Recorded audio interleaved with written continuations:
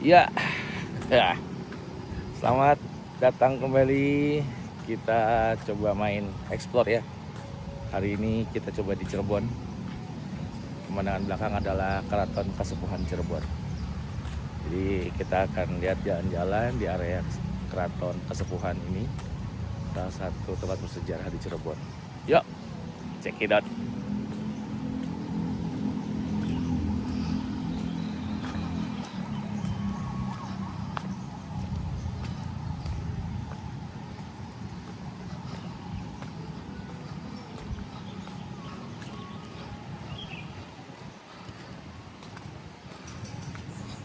Ya, ini tempat Kesultanan Kasepuhan Cirebon, di mana di sini salah satu juga tempatnya Sunan Gunung Jati. Ya, salah satu kerajaan di Jawa Barat yang dulunya juga cukup megah, ya. Keratonan Kasepuhan Cirebon. Oke. Ini tempatnya.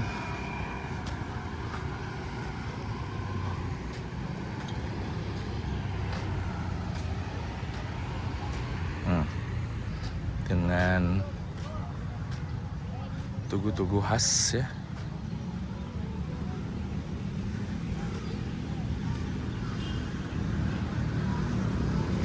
Ini ada alun-alun yang diresmikan oleh Kang Emil, Ridwan Kamil, 2022 kemarin ya.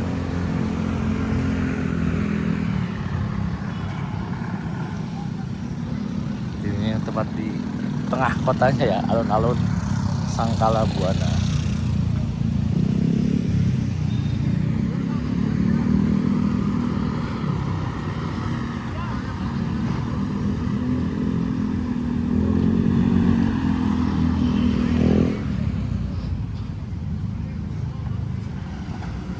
Ya, kita masuk.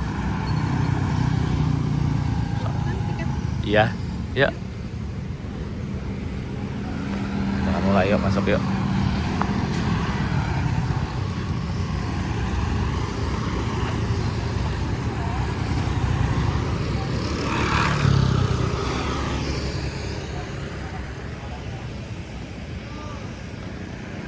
Nah, bareng sama anak sekolah sih. Tuh loket tiket gitu.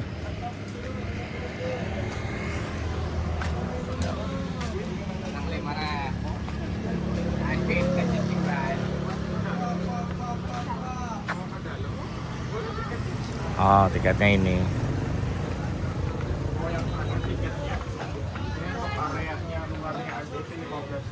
Tapi di sini ada tiket terusan, ada area museum 20, ada terusan 2 area museum sama Dalem Agung. Dalem Agung itu keraton awal dan ada sumur. Nah, kalau terusan 3 itu nonton durasi 15 menit, itu menceritakan kisah perjuangan Sultan melawan Belanda.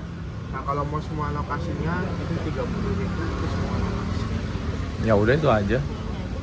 30.000 2 orang. Dari mana? Dari Bandung. Dari Bandung. Kalau bisa ya transfer. Cash aja tuh. Ini berarti ke semua area ya. Iya. Ada guide-nya nggak, Mas? Atau ini sendiri? Nah, saya sendiri.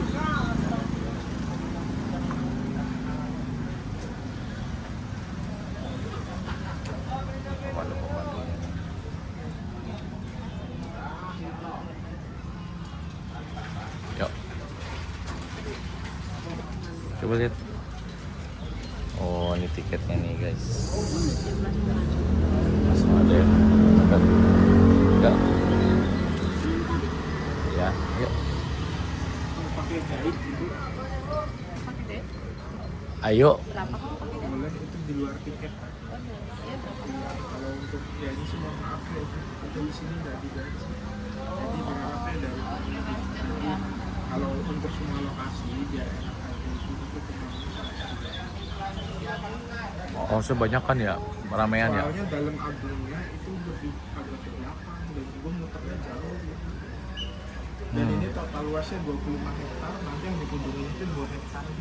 Wah, kita jalan segitu ya. Oh, ya udah, yuk, Biar tahu sejarahnya. ayo.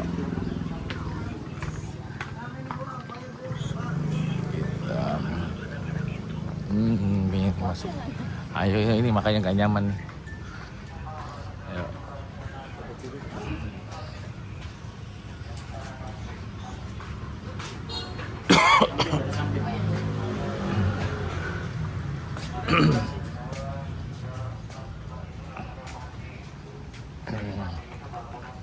Nah, ini apa nih?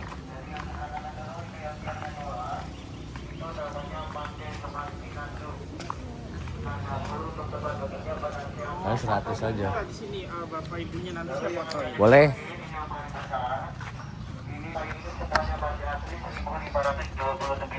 Kita duduk dulu di sini. Sama keramik Jawa dengan nanti masih seperti Boleh. dari Nagria. Ini namanya tegel. Dan bata-bata ini pun tanpa menggunakan semen. Jadi bata yang membata ini digosok dengan dulu. Karena itu menggunakan kapur ini. Ah, Nah ini kan di sini kita bos, ruang jalan itu 25 hektar. Masing-masing ya saudaranya. pokoknya. Jadi sebelumnya dimulai dulu bismillahirrahmanirrahim. Assalamualaikum warahmatullahi wabarakatuh. Waalaikumsalam warahmatullahi Sebelum wabarakatuh. perkenalkan dulu bapak ibu tadi mungkin udah lihat fotonya di depannya Mas Ada, Faisal, ya. ya saya sebagai pemandu di sini. Mm-hmm. Jadi keraton Kasepuhan ini dahulu nama awalnya bukan Kesepuhan, tapi dahulu keraton ini disebut dengan namanya Keraton Pakungwati. Pakungwati. Pakungwati. Pakungwati itu ada artinya. Mm-mm. Pakung itu artinya udang. Wati itu Perempuan. Oh, udang. Pakung. Iya. perempuan. Nah, kemudian Keraton Pakungwati ini dibangun pada tahun 1430 Masehi. Nah, yang membangun 1400. keratonnya itu putra mahkota Pajajaran, anak dari Prabu Siliwangi ya. yang namanya Raden Walang Sungsang. Walang Yang kita Sungsang. kenal semua kenalnya dengan gelarnya Pangeran Cakrabuana. Buana. Nah, kemudian nama Keraton Pakungwati ini diambil dari nama anak atau putri dari Pangeran Cakrabuana yang namanya Ratu Ayu Pakungwati. Memang waktu keraton ini dibuat itu Bapak Ibu memang sebetulnya awalnya untuk hadiah putrinya Pangeran Cakrabuana. Nah, cuma kan dalam agama Islam perempuan itu nggak bisa jadi pemimpin.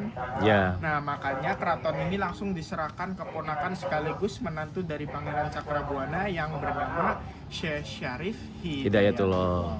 atau yang gelar walinya kita kenal dengan Sunan Sunan. Gunung Jati. Ya.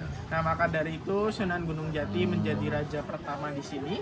Beliau yang menjabat pada tahun 1479 Masehi.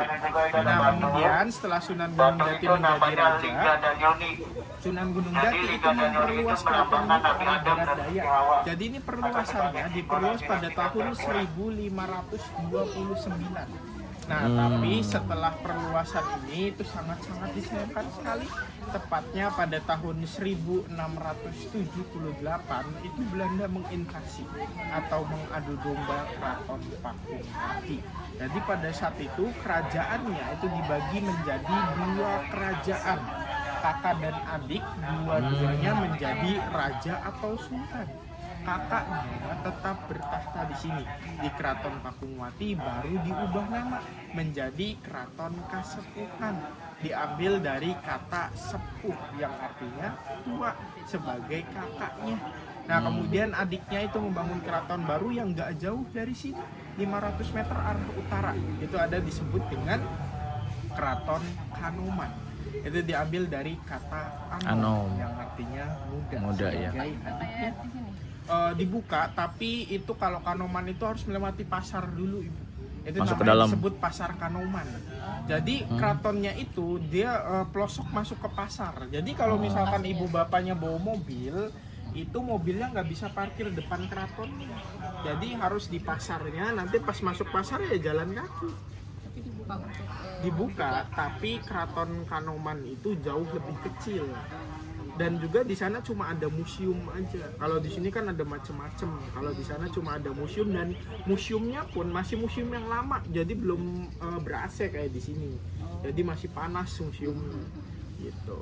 Nah, makanya sebetulnya kenapa Kanoman itu jauh lebih kecil, karena Kanoman itu pecah lagi jadi dua di tahun 1800-an. Pecah lagi Kanomannya. Jadi sekarang ada ke Cirebonan sama ke Prabonan. Jadi sekarang di Cirebon ini keraton itu ada 4. Ada Kasepuhan, Kanoman, Kacirebonan, sama terakhir ke Prabonan. Yang Sunan Gunung Jati itu yang di Sini, Kasepuhan. Kasepuhan. Hmm. Nah, kemudian kita sampai sekarang pun ya ini masih dipimpin oleh raja atau sultannya. Sekarang kita sudah bergelar Sultan Sepuh yang ke-15 yang namanya Pangeran Raja Adipati Lukman Zulkarnain. Nah, cuma memang raja yang sekarang walaupun gelarnya Sultan Sepuh, beliau masih muda. Umurnya masih 35 tahun. Generasi yang ke-15 berarti. Bukan, generasi ke-20 dari Sunan Gunung Jati. Jadi kenapa itunya Sultan Sepuh ke-15? Karena itu ada alasannya. Jadi waktu zaman Sunan Gunung Jati, gelarnya itu belum jadi kesultanan. Gelarnya masih kesunanan. Nah, setelah Sunan Gunung Jati wafat di tahun 1568, gelarnya berubah jadi Panembahan. Panembahan. Nah, setelah Panembahan terus dipecah belah sama Belanda, baru berubah jadi Kesultanan. Jadi kalau dihitung dari Sunan Gunung Jati itu ke-20, kalau dihitung dari Kesultanan itu ke-15. Jadi ini emang darah dagingnya lah ya. Iya, betul. Jadi masih turunan generasi kedua. Usianya 36. 36 ya. Tapi nggak masuk dalam jajaran pemerintah. Enggak. Kita ini keratonnya tidak dikelola oleh pemerintah. Jadi kita ini bisa dikatakan keraton yang berdiri sendiri atau mandiri. Masuknya raja atau sultan. Semua perawatan semua dari keraton dan dari pengunjung yang tiket Bapak Ibu beli itu. Jadi tapi punten, mohon maaf, tiket segitu pun itu jelas masih kurang. Apalagi 25 hektar ini semua ditanggung keraton. Gitu. Jadi nggak ada pegangan dari pemerintah Cirebon sendiri ya? Enggak. Jadi memang kenapa kita milih di perawatin sama keluarga aja, karena memang ya kalau keraton dipegang pemerintah malah rusak sebetulnya. Jadi malah nggak bener lah, tahu sendiri pemerintah gimana kan. Apalagi contohnya yang sekarang ada contohnya itu Keraton Solo. Itu Solo dipegang pemerintah, tapi banyak yang rusak. Bahkan bangunannya banyak yang dirubah bentuknya, padahal itu nggak boleh. Nggak boleh ya, iya betul ya. Gitu. Nah, ini masih asli. Ini masih asli, tapi walaupun renovasi kita nggak merubah bentuk bangunannya. Nah, ini yang masih asli itu tiangnya, ubinnya, dan juga batu batanya. Kayu-kayunya juga. Ini dibangun 1600-an ya? 1500. Oh, 1500. 1529. Nah, kecuali genteng ini terakhir diganti itu di tahun 1997. Berarti udah hampir 1000 tahun lebih nih ya? Enggak, 500 tahun. Iya. 500 tahun. 2026 ya, hampir 500 tahun lebih ya, ya.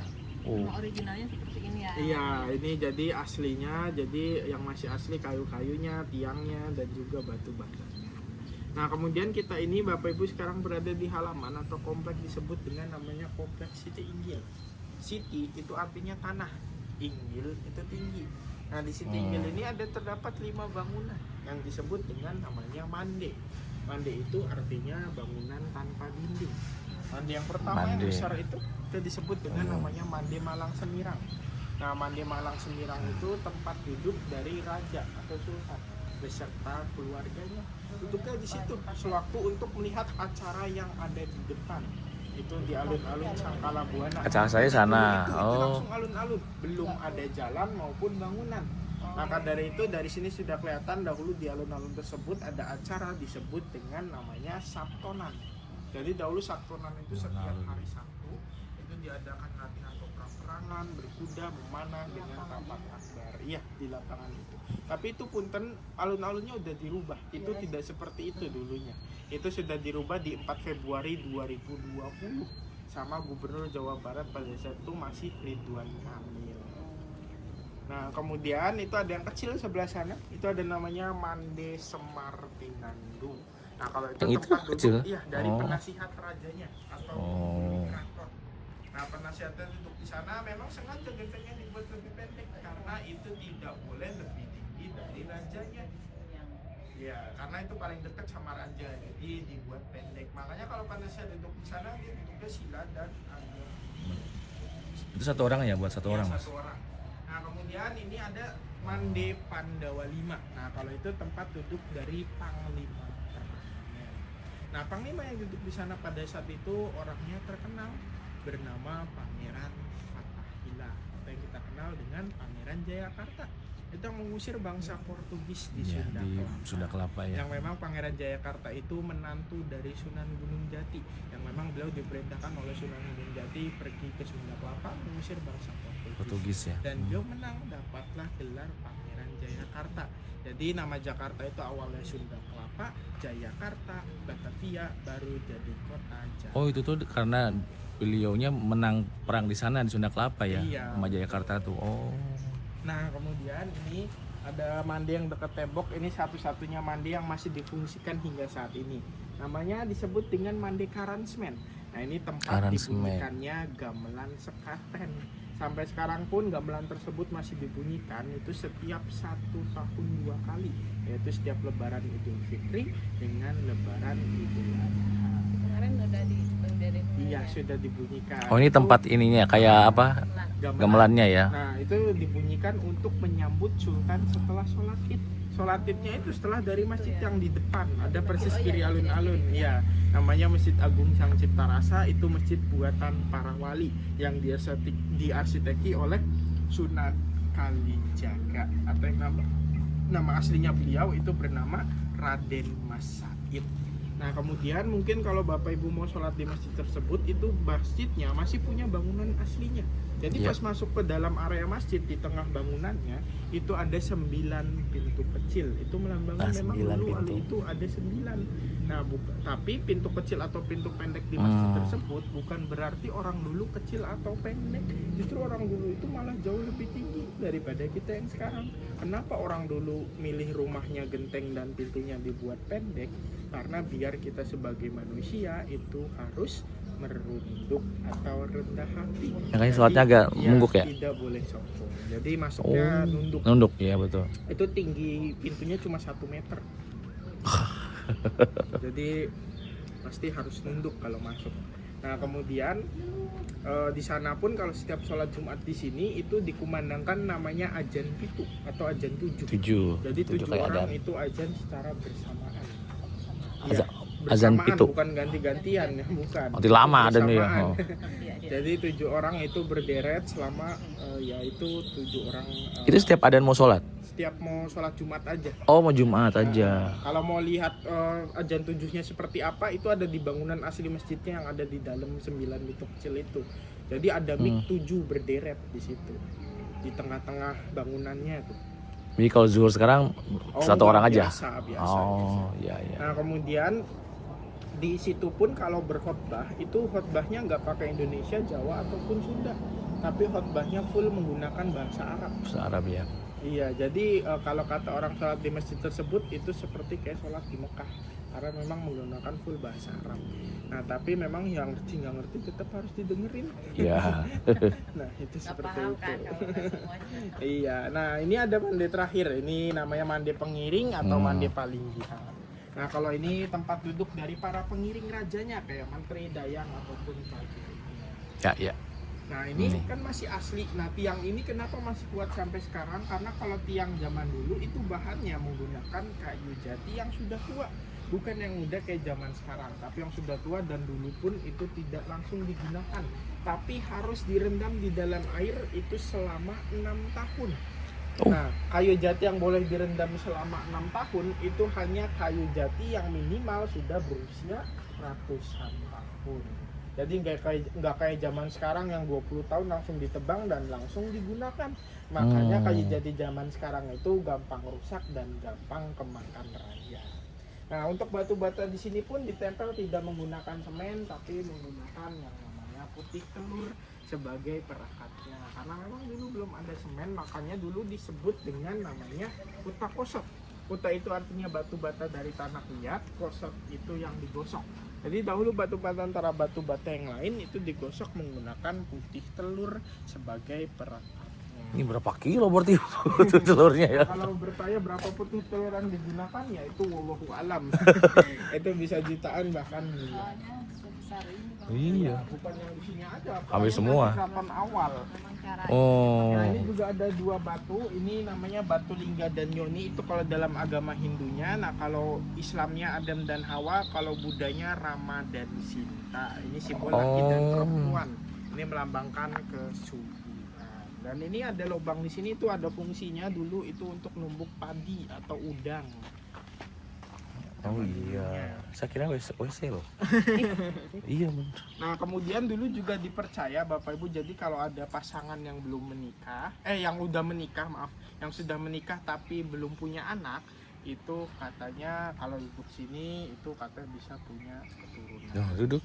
boleh duduk. Tapi kirain sakral gitu nggak boleh di ini, boleh ya? Iya dulu seperti itu. Disakralkan ya. Sekarang ya sudah disakral. Oke.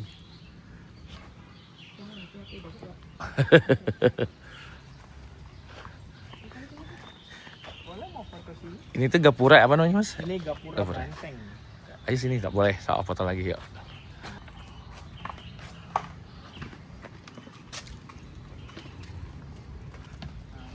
Tadi saya bilang ini namanya gapura banteng. Kenapa gapura disebut dengan gapura banteng? Ada di bawahnya itu gambar banteng. Itu melambangkan keberanian dan kekuatan dari aparatur negara. Oh, Dan alah. itu simbolnya banteng. Dari itu bukan diukir ya, tapi batu bata kecil langsung Yang di setting gitu ya, disusun jadi Iya, banteng ya. Jadi banteng. Jadi bukan ukir. Oh, ini gapura banteng. Nah, kemudian ini bangunan ini disebut dengan bangunan pengada. Nah, pengada ini arti kata dari penghadang. Jadi dulu tamu sebelum masuk itu harus laporan dulu di sini. Mungkin kalau orang sekarang ya lebih mengenal dengan bangunan ya resepsionis. Ya. Lobby ya. Dicatat dulu namanya siapa, keperluannya apa itu. Oh, penghadang. Berarti ini ada kalau mau tamu masuk kan lewat sini ya? Ya, enggak lewat itu, lewat Oh, beda pintu ya. ada. Nanti kita lihat. Luas ya tamunya. Iya, ini kayak resepsionis. Nah, dulu itu kalau jembatan sekarang itu buatan sekarang. Nah, kalau dulu jembatannya dari situ masuknya. Nah, nama jembatannya itu disebut dengan jembatan Kertep Pangrawit. Kertep itu artinya perasaan atau jembatan. Pangrawit itu kecil. Jadi arti dari Kertep Pangrawit bisa dikatakan jembatan kecil atau niatan yang baik. Jadi insya Allah kalau kita masuk keraton ya niatan kita semua itu baik. Baik ya. Ini lapangan Giyanti.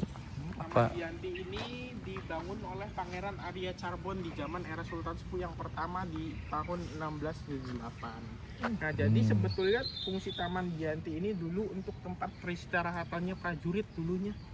Jadi dulu prajurit itu kalau istirahat di taman ini.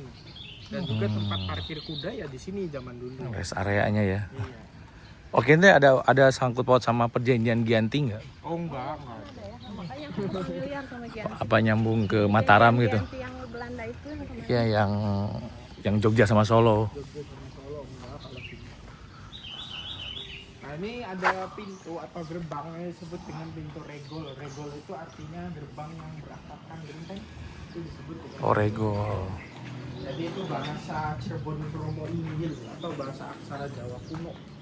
Nah kemudian ini ada bangunan kanan itu namanya bangunan Langgar Agung. Langgar itu artinya musola, agung itu besar. Jadi itu musola yang besar yang sampai sekarang pun ya masih digunakan untuk sholat 5 waktu, Idul Fitri sama Idul Adha. Jadi sholatnya bisa juga Jadi di sini. ini untuk sholat dalam ini ya. Kalau ke masjid Ya. itu mungkin yang lebih besarnya ya. Yang luarnya, kalau di sini keluarga besar Oh. keratonnya. Jadi nanti laki-laki itu di dalam sama di sini, perempuannya di sini. Oh, perempuan itu. Oh, bukan di luar. Iya. Perempuannya di sini, laki-laki di dalam sama di halaman itu. Iya, Langgar. Maati. Ini kita masuk ke dalam musuhnya terus.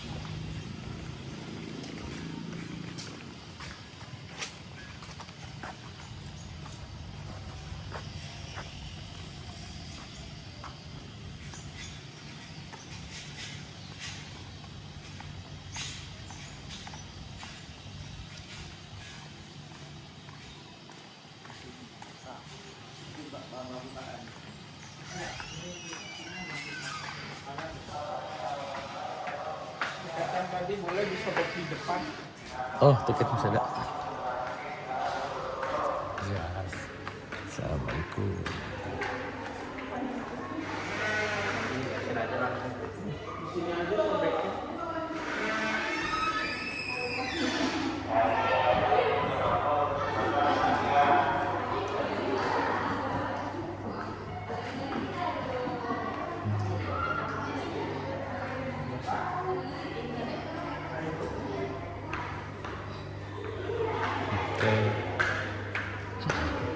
Oh, Jokowi yang resminya ya. Ya ini memang museumnya bangunan baru yang resminya mantan Presiden Jokowi. Jokowi ya. Tapi kalau untuk pusaka-pusakanya ini asli semua. Nanti kita lihat sebelah sini ini ada pedang. Ini disebut dengan namanya pedang lameng. Nah ini fungsi pedang lameng ini dahulu untuk membacok. Nah kalau atasnya ada pedang suduk. Suduk ini lebih lancip. Ini untuk menusuk. Jadi lameng itu membacok, suduk itu menusuk, dan ini dibuat di era kerajaan Pajajaran abad ke-15. Jadi yang menggunakan senjata ini prajurit dari kerajaan Pajajaran. Nah kita lihat lagi sebelah sini, ini ada ranjau, tapi ranjaunya nggak meledak. Ini hanya menusuk dan diberi racun. Nah ini ranjaunya. Nah kalau ini ada kujang, namanya kujang wayang atau kujang semar. Ini dulu dipakai sama Prabu Siliwangi di abad 18 sampai abad 14 sampai abad 18. Nah ini dipakai sama Prabu Siliwangi. Nah kita lihat coba sebelah sini. Nah ini ada keris disebut dengan keris brojol. Kenapa kerisnya disebut dengan keris brojol?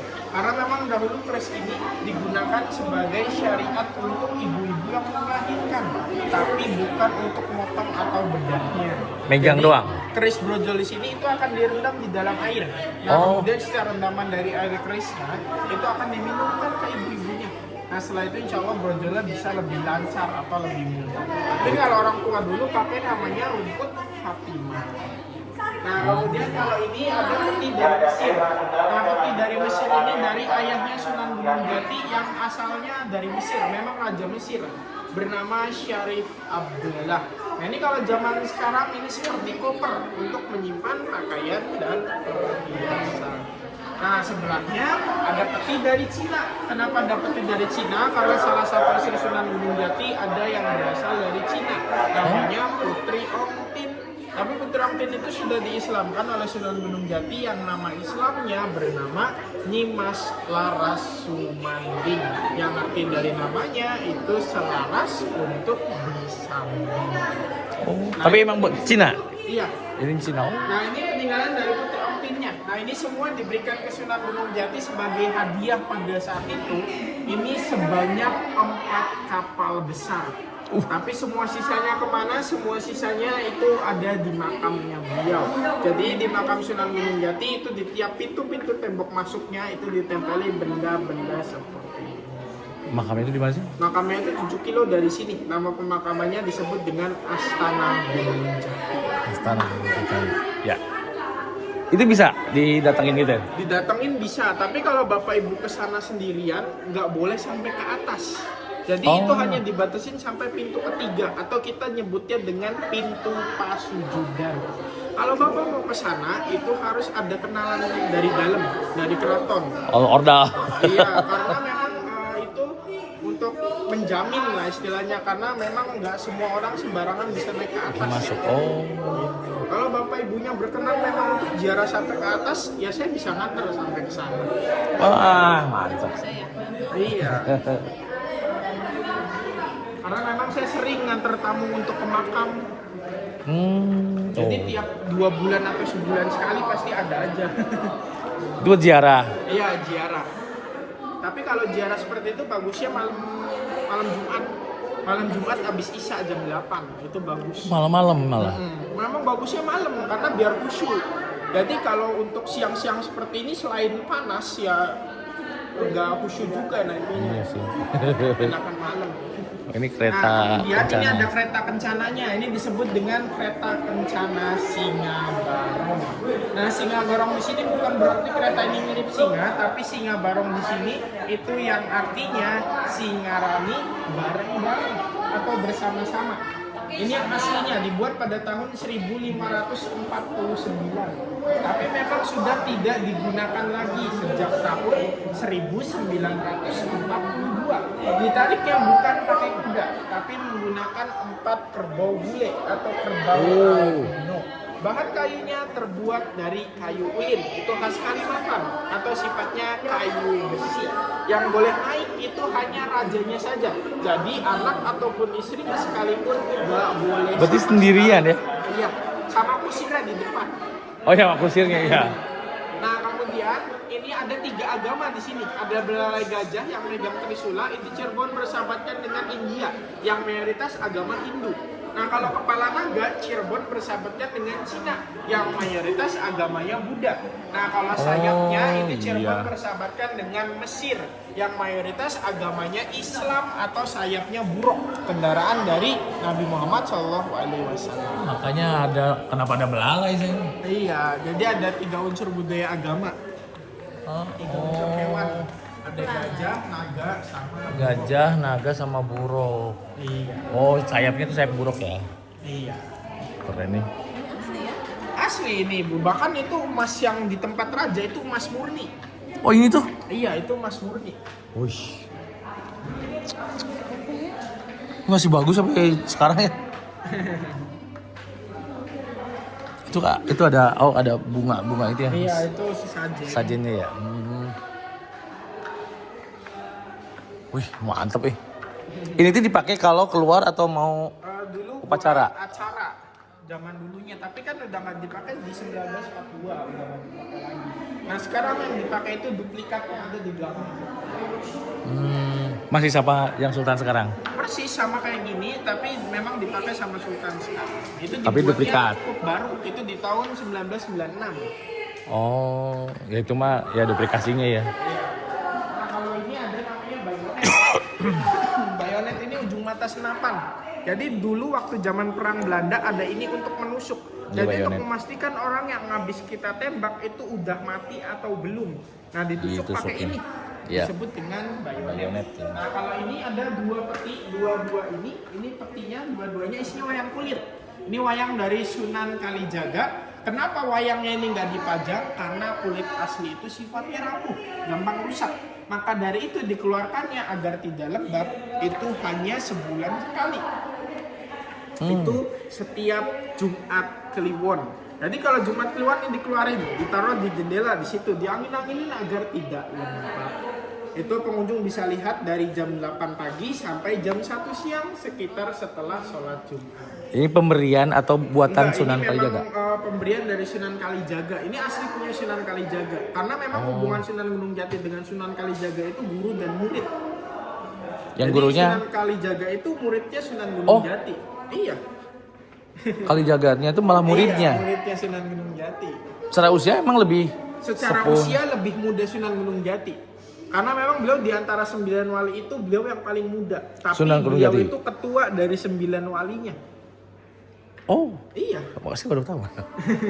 Ketua karena apa? Karena lebih tinggi Karena ilmunya. memang ilmunya lebih tinggi. Selain itu juga beliau itu masih turunan dari Nabi Muhammad. Oh, yang dari Ya, jadi Sayyidina bahkan- Ali ya? Iya, bahkan ya ayahnya pun seorang raja juga di Mesir. Di Mesir. Tadi Syarif Abdullah itu. Nah, menikahnya Syarif Abdullah itu sama putrinya Prabu Siliwangi, namanya Nyimas Rara Santang. Makanya kalau turunan dari garis ayahnya Sunan Gunung Jati itu agamanya Islam. Sedangkan kalau turunan dari garis ibu itu agama Hindu.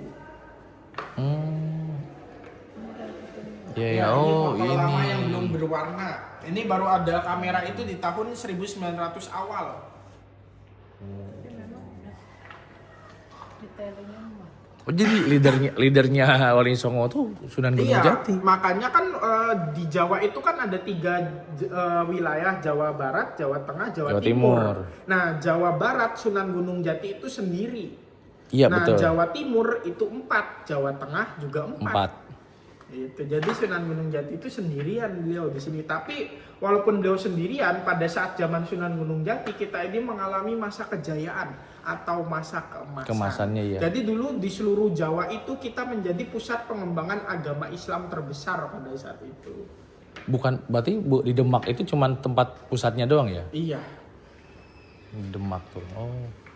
Ini bener gambar Prabu kalau Siliwangi ini. lukisan dari Prabu Siliwangi. Ini yang melukisnya bernama Rido dari desa Sancang di Garut. Oh.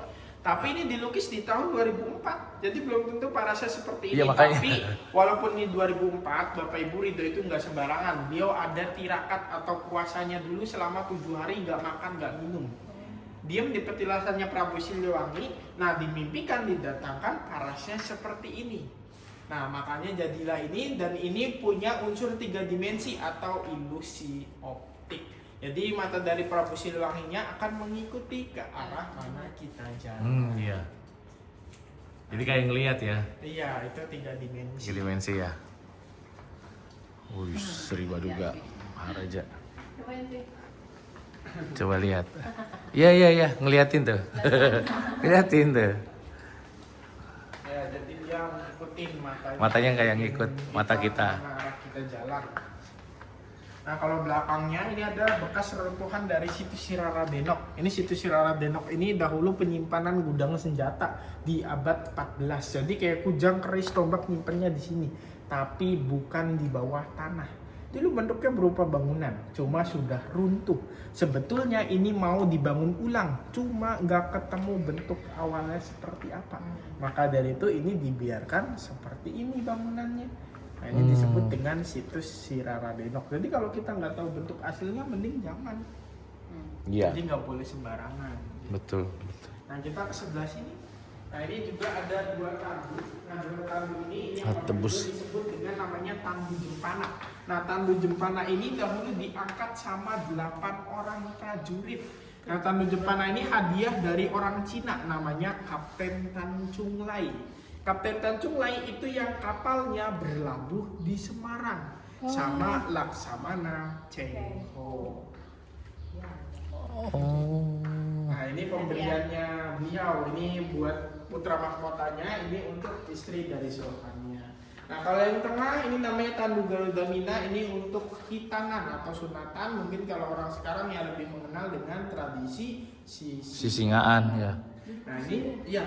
Jadi ini juga ada Diri lah. atau filosofinya. Jadi Garuda atau burung Garuda itu kan yang selalu di atas. Mina itu artinya ikan yang selalu di bawah. Jadi kalau kita sebagai orang-orang yang sudah di atas, ya tidak boleh melupakan Yang di orang-orang yang di bawah atau fakir miskin. Nah, ini juga ada ukiran dari Dewa Ganesha. Ini simbol keilmuan. Jadi walaupun kita ilmunya sudah tinggi atau sudah pintar, tetap tidak boleh sombong. Karena di atas langit masih ada langit, di atas gajah masih ada gajah. Ini diukir di tahun 1582, karya Panembahan II. Dan ini zaman modernnya menjadi lambangnya kampus ITB. Iya, jadi ITB Ganesha. Ini asli Mas? Ini asli. Asli ukiran di tahun 1582. Ukiran Kayunya tangan. mantap banget ya. Nah, Kuat kalau lagi. itu perisainya, itu yang atas tuh itu perisai di abad 17 masih terbuat dari kayu, itu perisai prajurit keraton. Nah, ini busur sama anak panahnya pasukan Jalasutra abad 15. Nah, ini pasukan keratonnya, ini anak panah sama busur. Nah, kalau ini yang duplikatnya, ini yang dibuat di tahun 1996. Ini yang masih dipakai sampai sekarang setiap satu suro atau festival Nusantara. Ya, atau kita nyebutnya dengan namanya acara kirap. Nah, kalau mau kirap itu akan mundur ke pintu ke belakang, ditarik yang bukan pakai 4 kerbau bule lagi, tapi sudah menggunakan 4 kerbau biasa. Dan bahan kayunya juga sudah beda. Kalau yang depan tadi kayu ulin, kalau ini terbuat dari kayu jati. Ini sama kayak yang di Keraton Solo ya, mirip-mirip. Nah, Begini. Kayak gini apa? tapi Jogja Solo itu kereta kencananya buatan Eropa.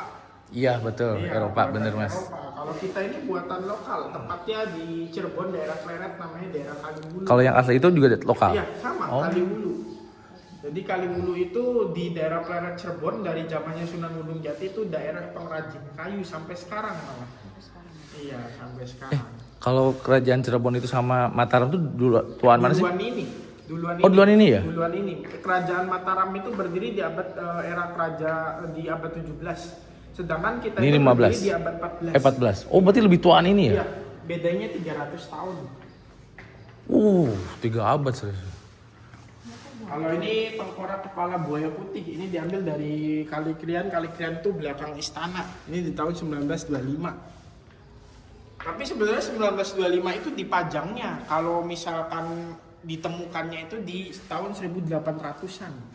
Berarti buaya putih emang buaya putih, bukan buaya jadi-jadian gitu ya? Buaya putih itu sebetulnya memang terkenal dengan buaya jadi-jadian. Jadi-jadian ya? Iya, karena memang dulu ada suatu kisah, ada seorang anak raja yang kalau disuruh itu susah, dan kalau makan pun itu dia sambil tiduran.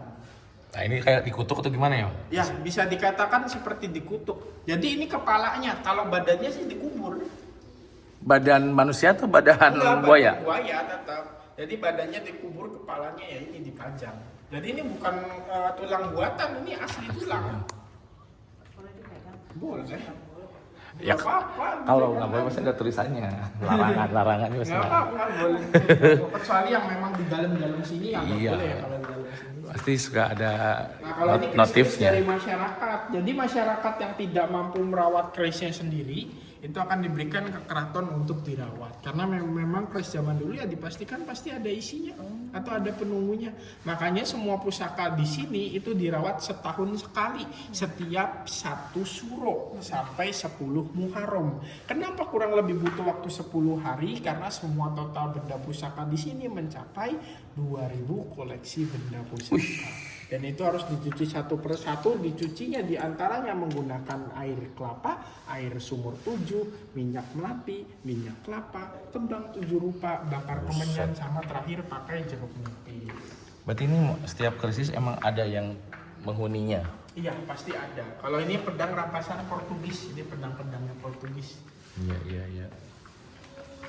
Nah, kalau ini ada alat debus dari Banten. Nah, ini alat debus ini dahulu digunakan untuk prajurit di sini kalau ada kenaikan pangkat. Cara pakainya gimana? Ini akan dipukul menggunakan palu besar atau palu gada.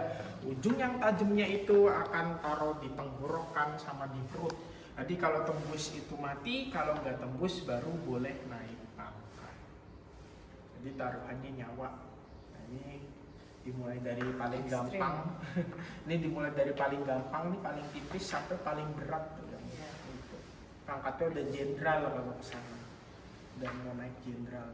Nah, kemudian ini ada batu peluru bandil. Batu peluru bandil ini dilemparkan menggunakan tali ke arah musuh. Jadi diputar, dilempar sama tali-talinya. Mungkin kalau orang sekarang ya lebih mengenal dengan senjata ketapel. Nah, ini terinspirasi dari punyanya senjata dari Nabi Daud alaihissalam. Nabi Daud, pesawat senjata Nabi Daud. Nah, kalau ini ada tombak cis. Tombak cis ini dulu dipakai oleh Sunan Gunung Jati pada saat beliau berkhotbah. Jadi Sunan Gunung Jati itu kalau khotbah bawanya ini sebagai pegangan buat naik ke mimbar. Oh, Kalau yang dia khotib-khotib pegang. sekarang ya pegangannya tongkat kayu. Tongkat, iya. Kayak tipis banget. Iya, memang ini aslinya tombak, bukan Iya, tongkat. iya. Ini kan memang tombak. Jadi dulu itu ya buat senjata sekaligus buat senjata bela diri juga. Ini tombak cis. Nah, kita lihat juga sebelah sini. Ini ada baju zirah atau baju perang. Nah, ini baju zirah ini bukan punya kita sendiri. Ini juga rampasan dari Portugis. Satu baju ini nih, satu baju zirahnya beratnya mencapai 5 kg. Bahannya bukan dari besi, tapi terbuat dari perunggu untuk menahan tusukan sama bacokan. Justru kalau peluru ini masih bisa tembus atau masih ada celah. Oh, kalau kena pisau enggak kena ya? Pisau, Pedang. tombak atau pedang itu enggak, tapi kalau peluru masih bisa tembus. Tapi kan kalau ditusuk ini kayaknya masuk deh, ada lubang-lubang gini mas enggak ya? Iya, tapi enggak ketahan, tetap ketahan sama ini. Jadi enggak begitu dalam juga masuknya. Iya, Masuk kayak tapi enggak dalam. baju zirah zaman-zaman di Eropa ya, Iya. perang Romawi, Portugis. Nah, ini juga adalah kursi-kursi. Ini ukirannya aja ya Eropa. Ini tapi yang buatnya tetap orang Kaliwulu juga atau orang Cirebon, dibuat pada tahun 1845. Jadi ini pada satu budaya bangsa Eropa itu udah masuk. Nah, kalau ini ukiran-ukiran asli di abad 15. Ini di tahun 1500-an ukiran dari Panembahan 1. Nah, kalau yang tengah ini beda sendiri. Ini ukirannya Kapten Tan Sung Lai itu yang dari Cina. Ini ukirannya beliau. Nah, tapi Kapten Tan Sung Lai itu udah masuk Islam. Nama Islam dari Kapten Tan Sung Lai itu bernama Arya Tumenggung Wirajula. Ah, Itu karena beliaunya tinggal di Indonesia sekarang gitu. Iya, karena sekaligus si Kapten Tancungla ini juga ajudan atau pengikut dari Putri Ontin. Oh. Kalau ini sabuk untuk kerbau bule yang untuk Wah, di bule. sini orang yang aslinya. Ini terbuat dari kulit sapi.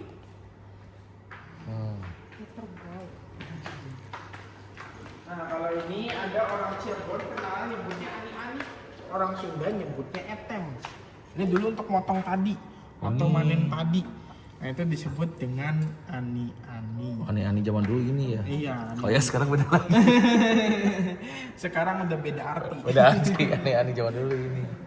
Nah, kalau ini ada tempurung buah kelapa janggi. Buah kelapa ini hanya tumbuh atau hanya bisa ditemukan itu di benua Afrika. Tepatnya benua Afrikanya ada di Pulau Aden. Atau mungkin kalau orang sekarang lebih mengenal dengan sebutannya Pulau Madagaskar. Iya, Madagaskar, dari Madagaskar. Dan ini kenapa dibawa ke sini? Karena yang pertama buahnya itu unik. Yang kedua itu langka. Hanya tumbuh 25 tahun satu kali buahnya. Dan ini yang membawanya itu Pangeran Cakrabuana pada saat beliau perjalanan naik haji selama 2 tahun. Karena beliau itu mengayuh perahunya Pakai perahu. sendirian di tengah lautan. Mengayuh sendiri dari Iya, sini. sendirian. Ngelewatin Afrika. Iya, pulangnya ngelewatin Afrika bawa ini sebagai hadiah atau oleh-olehnya. Gitu. 2 tahun tuh PP. Iya, Udah kembali. PP 2 tahun. Wah gila ya.